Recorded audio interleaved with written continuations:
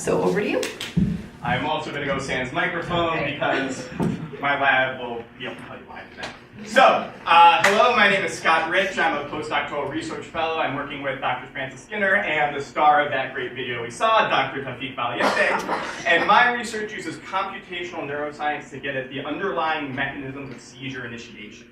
And already I said something that might be a little sort of weird and sciencey, and that's this term computational neuroscience. But all that means is that I use interdisciplinary techniques to approach neuroscientific problems in new and different ways. My doctoral training was not as a neuroscientist, it was actually as an applied mathematician. But what that allows me to do is use techniques and perspectives and tools from not only mathematics, but the other associated fields to attack neuroscientific problems in these different ways. And one of the things that computational neuroscience can do that sometimes pure biological neuroscience can't do to get at the mechanisms underlying neural dynamics, to get at the how of the question, not necessarily just the why.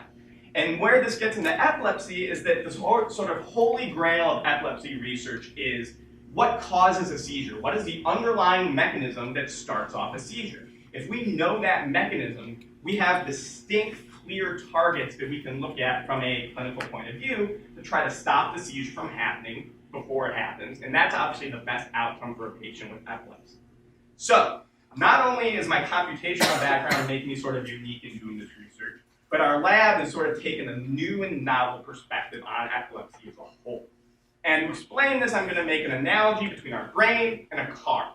Now, I want you to imagine is that a seizure in your brain is basically like if this car all of a sudden went off careening at high speeds for no discernible reason.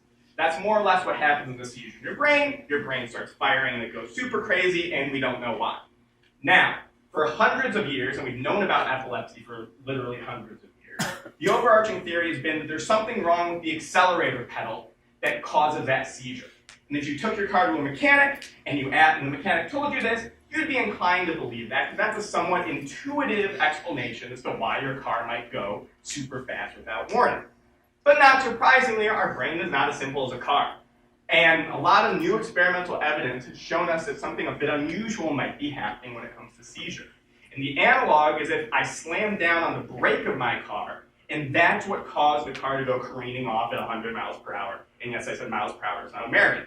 So, what we want to do is we want to use that computational perspective to not just get at why this is happening, but how it's happening. Because it's so unusual and because it's so unintuitive, it's all the more important that we understand why this is happening. You would not want to get back in that car unless your mechanic could explain what actually happened because it's so unusual.